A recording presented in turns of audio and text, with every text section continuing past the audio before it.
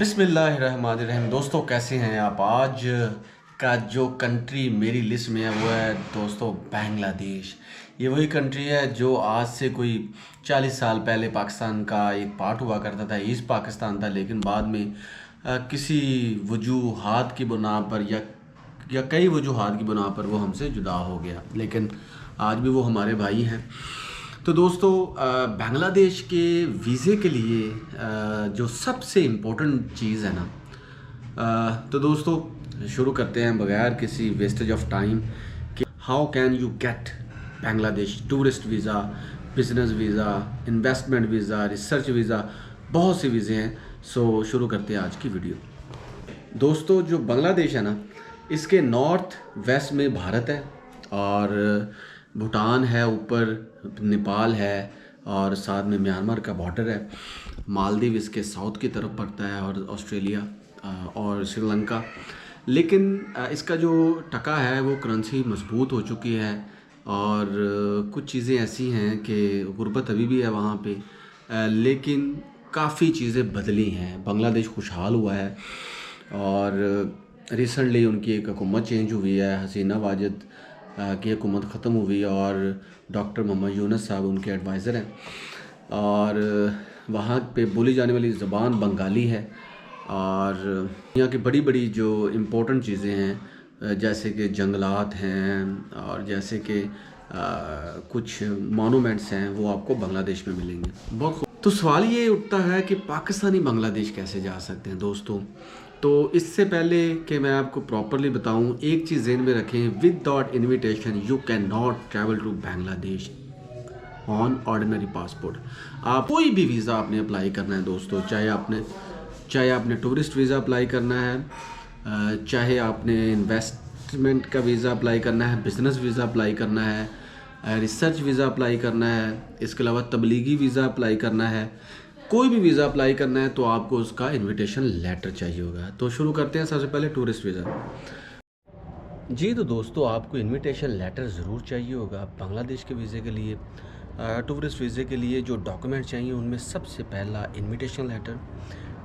Sometime वो कहते हैं कि जो बंदा आपको बुला रहा है उसका राशन कार्ड, उनका आईडी कार्ड और इसके साथ साथ आपका वैलिड पासपोर्ट, इसके साथ साथ आपकी बैंक स्टेटमेंट जो कि पिछले 3 या 6 माह की होनी चाहिए, इसके साथ आपका जो रिकॉर्ड, आपकी ट्रैवल हिस्ट्री, ये बहुत इंपॉर्टेंट चीज़ें हैं दोस्तों आपके बांग्लादेश के टूरिस्ट वीज़ा के लिए।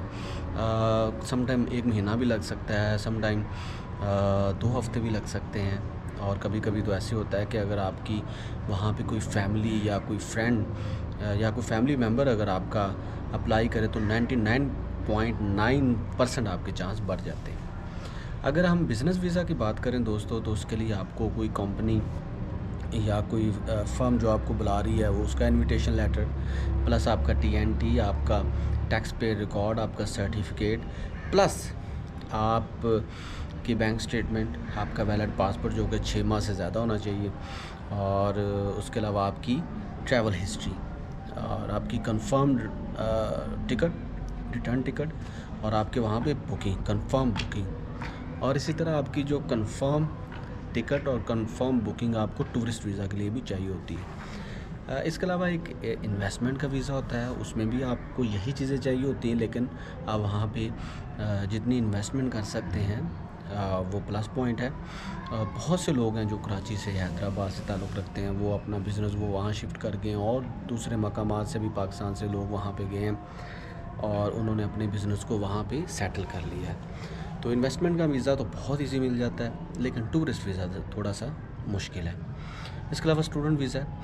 स्टूडेंट वीज़ा के लिए भी यही डॉक्यूमेंट चाहिए, लेकिन लोग ज़्यादातर वहाँ MBBS के लिए जाते हैं क्योंकि उसका स्कॉलरशिप होता है। 21 से 23 सीट्स हैं जो पाकिस्तानियों को मिलती हैं, उस पर अप्लाई करते हैं तो वो MBBS या BDS प्रोग्राम है, वो मेडिकल के स्टूडेंट वहाँ पे अप्लाई करते हैं तो उनका हो जाता है। इसके अलावा तबलीगी वीज़ा है दोस्तों। एक तबलीगी वीज़ा ऐसा वीज़ा होता है कि हर साल वहाँ पे इज्तिमा होता है जिसके लिए आपको वहाँ पे जाना होता है, लेकिन you must have attend the invitation letter from the Tablighi person और तबलीगी जमात। ये तो थे कुछ रिक्वायरमेंट्स, लेकिन एक चीज़ जो सबसे इम्पोर्टेंट है दोस्तों वो ये है कि बांग्लादेश जाने के लिए आपको फुल्ली प्रिपेयर्ड होना पड़ेगा, आपके डॉक्यूमेंट्स ठीक हों। अगर आपके पास इनविटेशन लेटर नहीं है तो फिर आपको किसी एजेंट को पैसे देने की कोई ज़रूरत नहीं, अपने पैसे ज़ाया करने की कोई ज़रूरत नहीं। जो स्टूडेंट वीज़ा है वो आसानी से मिल जाता है। अगर वो BDS प्रोग्राम या MBBS प्रोग्राम अप्लाई करें स्कॉलरशिप पे, वहाँ पे जाएं तो 100 USD उसकी जो है वो फ़ीस होती है। अदरवाइज़ जितने भी वीज़ाज़ हैं उनके लिए इनविटेशन लेटर्स आपके पास बहुत ज़रूरी होना चाहिए। अदरवाइज़ आपका वीज़ा प्रोसेस नहीं होगा। तो ये तो थी आज की इंफॉर्मेशन, मालूमात। तो आज के लिए इतना ही, मिलते हैं नेक्स्ट कंट्री नेक्स्ट वीज़ा के साथ। तब तक के लिए इजाज़त दें, अल्लाह हाफ़िज़।